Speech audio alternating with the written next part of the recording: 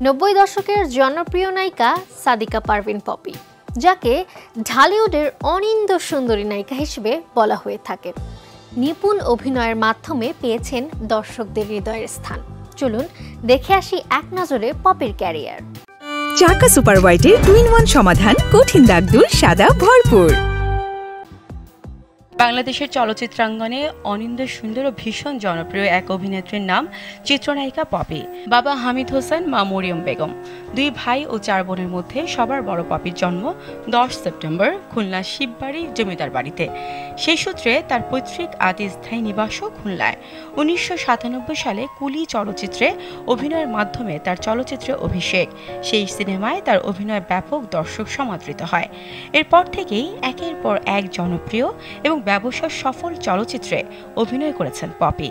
তার উল্লেখযোগ্য চলচ্চিত্রের মধ্যে রয়েছে কুলি, বিদ্রোহ চারিদিকে, কারাগার, বিদ্রোহী পদ্ম, মেঘের কোলে রোদ, কি জাদু করিলা, গঙ্গযাত্রা, গার্মেন্টস কন্যা, রানী কুঠির বাকি ইতিহাস, লাল বাদশাহ, আমার ঘর আমার বেহেশত, দিব্যি সহ অসংখ্য দর্শক নন্দিত চলচ্চিত্রে।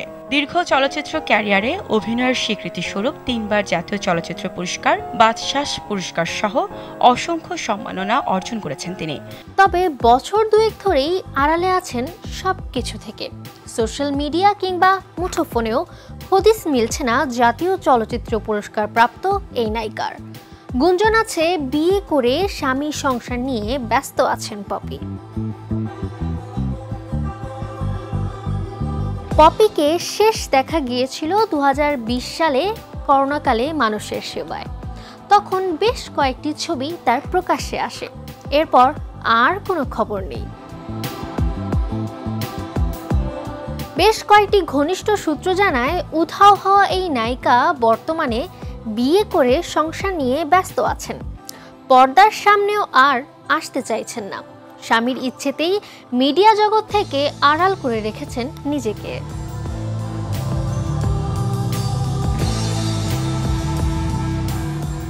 এদিকে চিত্রনায়িকা মৌসুমীর ফুফাতো বোন পপি, সে হিসেবে চিত্রনায়ক ওমর সানির শালিকা তিনি। জানা যায় মৌসুমী পরিবারের সঙ্গেও কোনো যোগাযোগ নেই এই নায়িকার। তারাও জানেন না কোথায় আছেন পপি। কিন্তু পপি পরিবারকে ভীষণ ভালোবাসেন।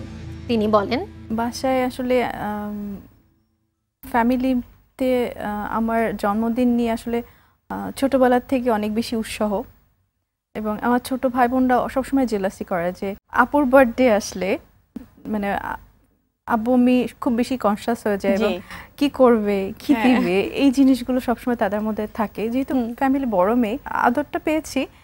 আর আমি বলবো ছোটবেলাটা আসলে স্পেশাল থাকে সবার জন্য। কিন্তু 2.5 বছরের সেই আড়াল থেকে বের হয়ে এসে 2022 সালে তিনি সামাজিক যোগাযোগ মাধ্যমে দিয়েছিলেন এক ভিডিও বার্তা। সেখানে তিনি বলেন, সদ্য বিদায় নেওয়া শিল্পী সমিতির মিশা জায়েদ পরিষদের কারণে নানাভাবে অপমানিত হয়েছেন। এ কথা জানাতে গিয়ে আবেগতাড়িত হয়ে কাঁদতে দেখা যায় তাকে।